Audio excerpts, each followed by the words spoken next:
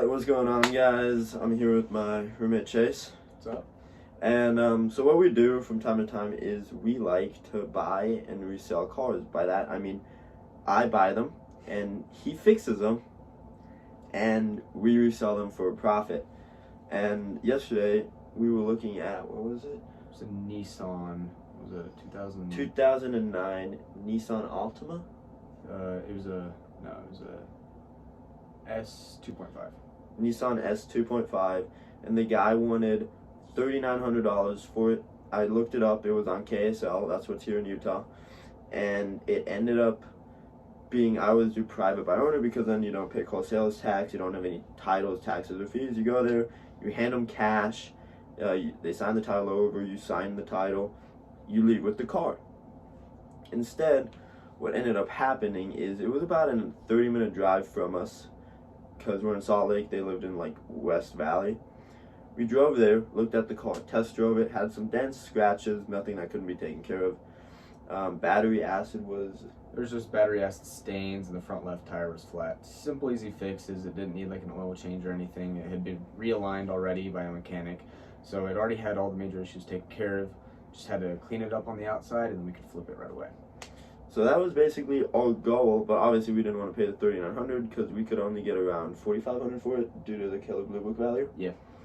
Which isn't bad. That's a $600 profit because they were going around that price. So it was on the lower end, which wasn't bad. But I'm like, you know what? If we get it for like the 32 range, because that's what I offered him through text, which would have been $700 off. I'm like, great. We can make around $800 to basically over the $1,000 profit within the span of a week, which obviously isn't bad because we try to do 2 to 3 cars per month.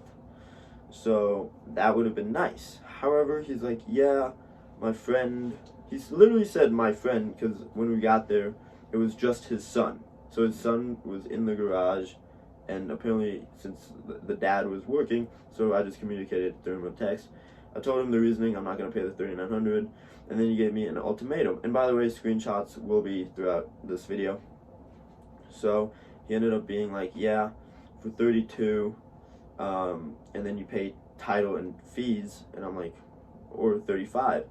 And they were like not from this country, so we were just maybe like, oh, okay, they're confused how private sale works. Yeah, like maybe they bought it through a dealership and like, oh, it always has titles and fees, whatever.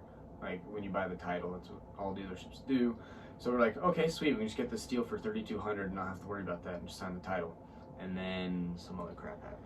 And yeah, so I'm like, you know what? Like, their accents were very thick, so hard to understand, which was not too bad. But yeah, and then he's like 32 or 35, and then I'll pay the title and fees. I'm like, you know what? I'll do the $32 option. I was very confused, and I'm like, great. And then like the son's mom came out, spoke perfect English. And she's like, yeah, and I'm like, hey, do you have the title? I'll sign it. Me and your husband agreed on the deal. I have the cash. And she's like, oh, I don't know where he keeps it. And so I texted him. He's like, yeah, it's with my friend. I'm like, okay, that's kind of odd, but I guess, because it was a good deal. So he's like, yeah, my son will take you to him. And I'm like, okay, bet. And so like, the son, he doesn't even drive. He just kind of hops into a car. We don't think he had a license. Hopped in my back seat and had headphones in the entire time. And then he asked if we knew the address. So we said no, because he just said, it's at my friend's. My son will take you. So we're like, do you have it? And he just said, go straight, and was directing from the back seat. So we're like, okay, whatever. Somewhere else, like maybe in another neighborhood, or in this neighborhood, the friend just lives like around the corner. That's what we thought. And then we start going. And then I get out like on the main road outside of the neighborhood, and we're driving, and I'm looking in the rearview mirror the entire time. Like, when are we? You're gonna turn left soon, so I get in the left lane, ready to go. I think we go about 3 or 4 more miles. So we're in Salt Lake City, up near the East Mountains here, and West Valley. Their neighborhood was almost all the way on the other side, next to the other mountains.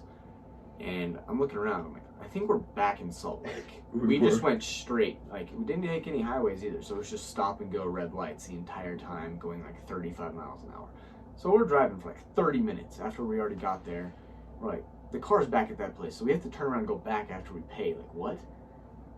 We get there, and the kid was distracted on his phone, and I had to flip U-E's to get there. We pull in and it's a Kelly's Automotive. So I'm like, this is a dealership. That wasn't a private sale off KSL. Something's fishy here. And we walk in. And then she's like, yeah, I have it. I'm like, do you know what you're paying for? I'm like, yep. I literally have the 32. Let me get the freaking envelope. So I had an envelope, literally this exact envelope from Chase. I picked up $3,200 cash because that's what the price we agreed upon. And so we go in, and she's like, did you agree on a price? I'm like, yep. Pull this out of like my left coat pocket. I'm like, here you go, $3,200 cash.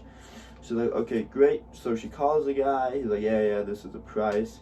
She's like, great. And then she's like, okay, and then it's gonna be a total of 34. And I'm like, no, 32 flat was the deal, because private sales do not have taxes and fees. And he listed it as a private sale on KSL. The reason I looked for those is because when you go through a dealership, they usually jack up the price. Then you gotta count into the taxes and fees. And so at that point, I'd literally be at like $34.50 and stuff like that. And the profit wasn't, it's not that it wasn't like there, but it was just very sketchy and very used. I felt used at that point. Especially when we drove to his house. The car was in his garage. They pulled it out, we test drove it, and we're at this man's place of living. Yeah. And then we have to go all the way to a dealership 30 minutes away in the city where we just came from. That we lived like 5 minutes away from. Yeah, literally, it's just down the street from us. And I was like, if I wanted to buy from a dealership, I wouldn't be looking for a car on KSL. I would have been looking at that dealership online. First of all, that dealership doesn't even have a website. They have a Facebook where they post the cars on there. And crappy ratings. It's a dealership that lives 5 minutes from us. If I was looking for a car on a dealership, I would have been looking for stuff like that. They don't even have a website. They just post stuff on Facebook. I don't know where they get these cars, maybe from auctions or something. And it was just so annoying because we had to drive 30 minutes away to this man's house, looking at the car, thinking it's a private sale. We thought, hand the cash, sign the title over, we leave. Not, I'm going to this man's house, I'm coming back to the city 5 minutes from where I live to pay a dealership for the title. Especially when we asked him about the title and he says, oh, it's with my friend. There's a difference between friend and dealership. If you're selling with a dealership because they don't have enough lot space, so you're holding the car and you're trying to sell it for them, you say that. You don't say, oh yeah, it's through me, and then bring out a friend that has the title. And that was just so annoying. So when we left, he texts Nick back this bull crap about. Yeah, he's like, hey man, like, I'm sorry for the misconception or something. So it started off good.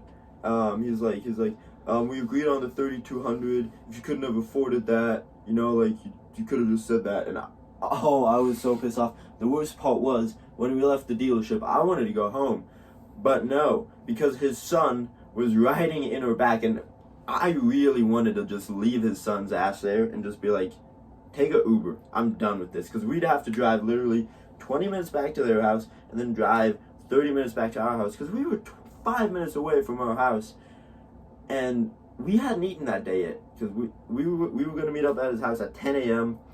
and I usually wake up at like 6:30, and I'm like, okay, great, this is going to take 30 minutes. I'm going to test drive it, make sure everything's good. If not, we leave. If it's good, I pick it up and I drive it back. Done and done. No. And then his son, I was looking behind me. He was a distance away because I felt like he didn't even want to ride with us. So I'm like debating. I'm like, I might just leave him here. Yeah, it was so annoying. Like, just hopped in my car all the way over there, and I was like, okay, so it's got to be close to home. Like, we're just going to go there, go back. It's in a completely different city, basically. Like, it's on a town outskirting Salt Lake, 30 minutes away. And we got to take his butt back home. And then I burned, like, almost half a tank of gas just putting around this kid's son. Like, are you kidding me? Yeah. I feel like the reason they didn't give money us from me. The reason they didn't give us the address is because if I would have had the address, I would have literally just typed in Google. It would have popped up as a shop, and I'd be like, no. Yeah, if I typed in and said Kelly's Automotive, I'd be like, no, that's not a friend's house. That's a dealership. Deals off. Your son can walk home from wherever we are. And then I would have figured out, I'm like, it's a dealership, and then I would have renegotiated with them and be like, okay, $3,000 now because I'm not paying a cent above 32. But I feel like he's like, okay, if he's already there, knowing that he has to take my son back anyway, he'd have to probably buy the car or something like that. But no, I didn't. So then today we're meeting up with another person for a nice GMC. And then tomorrow, hopefully, gonna buy a nice C-Class. And yeah, that's probably gonna go well. And hopefully, with those two cars combined, we'll be looking at a total of like $2,500, $2,500 to $3,000 profit with those two cars. And right now we have a fucking Jeep Liberty. Renegade. No, It's a Liberty Renegade edition. Highest edition that car comes in. We got it for $2,700, and we'll just flip it for a couple hundred. It's pretty crappy. Needed a massive brake job done. and a lot of work. So with that, It's just a big hassle. We're just trying to get rid of it as fast as possible. So we still make profit, not as much because of the payment we had to make for the work. But yeah, no, that's it. And so be very careful when buying. So every time now we do it, I literally ask the person, is it the title clean? They're like, yes. I'm like, do you have it on hand? And then they're like, yes. I'm like, okay, great, we'll meet up. Yep. If they have it on hand, we'll show up, we'll drive it, it's good to go. Yep. I always have the cash on hand as well, so we have that. And besides that, there's not much more to it. Nope. Never again. Nope, never again. That's bullcrap. And we reported him too on KSL for fraud and all that bullcrap because that was annoying. He owes me like $10 in gas. Like, are you kidding me? It's bullcrap. Yeah. But yeah, have fun, be careful, guys, and check the links below for Discords and all of that stuff. So thank you. Peace out. Peace.